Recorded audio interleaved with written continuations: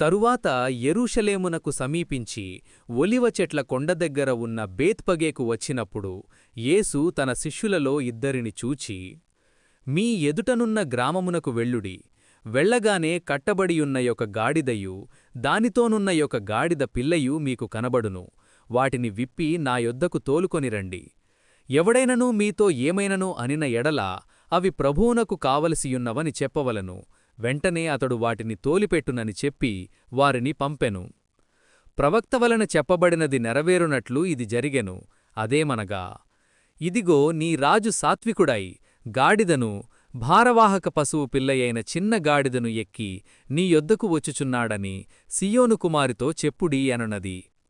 శిష్యులు వెళ్లి యేసు తమకాజ్ఞాపించిన ప్రకారము చేసి ఆ గాడిదను దాని పిల్లను తోలుకొని వచ్చి వాటిమీద తమ బట్టలు వేయగా ఆయన బట్టలమీద కూర్చుండెను. జనసమూహములోనూ అనేకులు తమ బట్టలు దారిపొడుగున పరచిరి. కొందరు చెట్ల కొమ్మలు నరికి దారిపొడుగున పరచిరి.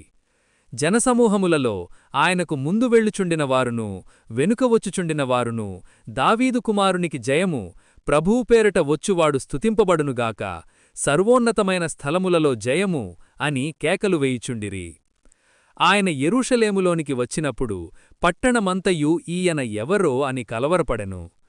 జనసమూహము ఈయన గలిలయలోని నజరేతువాడగు ప్రవక్తయైన యేసు అని చెప్పిరి. యేసు దేవాలయములో ప్రవేశించి క్రయవిక్రయము చేయువారినందరినీ వెళ్లగొట్టి రోకలు మార్చువారి బల్లలను గువ్వలము వారి పీఠములను పడద్రోసి, నా మందిరము ప్రార్థనామందిరమనబడును అని వ్రాయబడియున్నది, అయితే మీరు దానిని దొంగల గుహగా చేసెడివారనెను. గ్రుడ్డివారును కుంటివారును దేవాలయములో ఆయన యొద్దకు రాగా ఆయన వారిని స్వస్థపరచెను.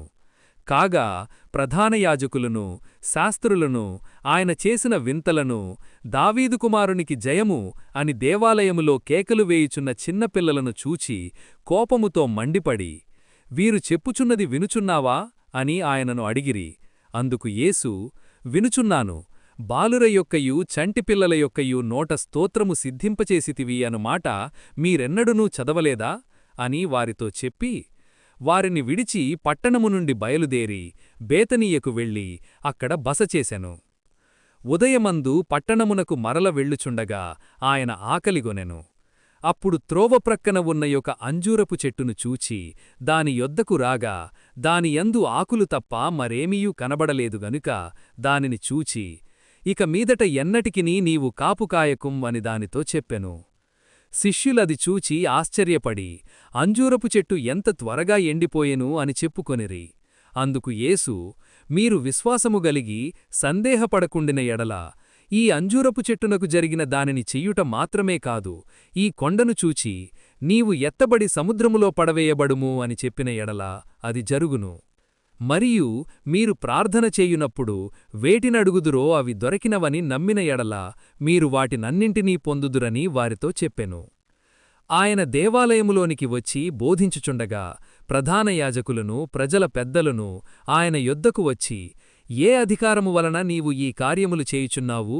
ఈ అధికారము ఎవడు నీకిచ్చెను అని అడుగగా యేసు, నేనును మిమ్మునొక మాట అడుగుదును, అది మీరు నాతో చెప్పిన ఎడల నేనును ఏ అధికారము వలన ఈ కార్యములు చేయుచున్నానో అది మీతో చెప్పుదును. యోహాను ఇచ్చిన బాప్టిస్మము ఎక్కడి నుండి కలిగినది? పరలోకము నుండి కలిగినదా మనుష్యుల నుండి కలిగినదా అని వారినడిగెను.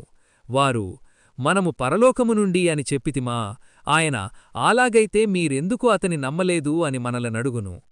మనుష్యుల వలనని చెప్పితిమా, జనులకు భయపడుచున్నాము, అందరూ యోహానును ప్రవక్త అని ఎంచుచున్నారు అని తమలో తాము ఆలోచించుకొని, మాకు తెలియదు అని యేసునకు ఉత్తరమిచ్చిరి. అందుకు ఆయన, ఏ అధికారము వలన ఈ కార్యములు నేను చేయుచున్నానో అది మీతోనూ చెప్పను. మీకేమి తోచుచున్నది? ఒక మనుష్యునికి 2 కుమారులుండిరి.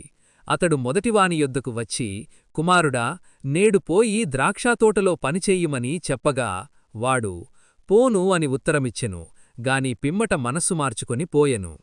అతడు రెండవవాని యొద్దకు వచ్చి ఆ ప్రకారమే చెప్పగా వాడు, అయ్యా, పోదును అనెను గాని పోలేదు.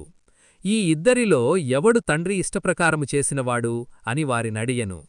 అందుకు వారు, మొదటివాడే అనిరి. యేసు, సుంకరులును వేశ్యలును మీకంటే ముందుగా దేవుని రాజ్యములో ప్రవేశించుదురని మీతో నిశ్చయముగా చెప్పుచున్నాను. యోహాను నీతిమార్గమున మీ యొద్దకు వచ్చెను, మీరతని నమ్మలేదు. అయితే సుంకరులును వేశ్యలును అతని నమ్మిరి. మీరు అది చూచియూ అతని నమ్మనట్లు పశ్చాత్తాపపడకపోయిరి. మరియొక ఉపమానము వినుడి. ఇంటి యజమానుడొకడుండెను. అతడు ద్రాక్షతోట నాటించి దాని చుట్టూ కంచెవేసి అందులో ద్రాక్షల తొట్టి తులిపించి గోపురము కట్టించి కాపులకు దాని గుత్తకిచ్చి దేశాంతరము పోయెను. పండ్లకాలము సమీపించినప్పుడు పండ్లలో తన భాగము తీసుకొని వచ్చుటకు తన దాసులను ఆ కాపుల యొద్దకు పంపెను. ఆ కాపులు అతని దాసులను పట్టుకొని యొకని కొట్టిరి, యొకని చంపిరి, మరియొకని మీద రాళ్లు రువ్విరి. మరలా అతడు మునపటికంటే ఎక్కువమంది ఇతర దాసులను పంపగా వారు వీరిని ఆప్రకారమే చేసిరి. తుదకు నా కుమారుని సన్మానించెదరనుకొని తన కుమారుని వారి యొద్దకు పంపెను. అయినను ఆ కాపులు కుమారుని చూచి, ఇతడు వారసుడు, ఇతనిని చంపి ఇతని స్వాస్థ్యము తీసుకొందుము రండని తమలో తాము చెప్పుకొని అతని పట్టుకొని ద్రాక్షతోట వెలుపట పడవేసి చంపిరి. కాబట్టి ఆ ద్రాక్షతోట యజమానుడు వచ్చినప్పుడు ఆ కాపుల నేమిచేయును అనను. అందుకు వారు, ఆ దుర్మార్గులను కఠినముగా సంహరించి వాటి కాలములయందు తనకు పండ్లను చెల్లించునట్టి ఇతర కాపులకు ఆ ద్రాక్షతోట గుత్తకిచ్చును అని ఆయనతో చెప్పిరి. మరియు యేసు వారిని చూచి, ఇల్లు కట్టువారు నిషేధించిన రాయి మూలకు తలరాయి ఆయను. ఇది ప్రభువు వలనే కలిగెను. ఇది మన కన్నులకు ఆశ్చర్యము అను మాట మీరెన్నడూనూ చదవలేదా? కాబట్టి దేవుని రాజ్యము మీ యొద్ద నుండి తొలగింపబడి దాని ఫలమిచ్చు జనులకియ్యబడును అని మీతో చెప్పుచున్నాను. మరియు ఈ రాతిమీద పడువాడు తునకలైపోవును, గాని అది ఎవనిమీద పడునో వానిని నలిచేయును అనెను. ప్రధాన యాజకులను పరిసయ్యులను ఆయన చెప్పిన ఉపమానములను విని తమ్మును గూర్చే చెప్పెను అని గ్రహించి ఆయనను పట్టుకొన సమయము చూచుచుండిరి. గాని జనులందరూ ఆయనను ప్రవక్తయని ఎంచుచుండిరి గనుక వారికి భయపడిరి.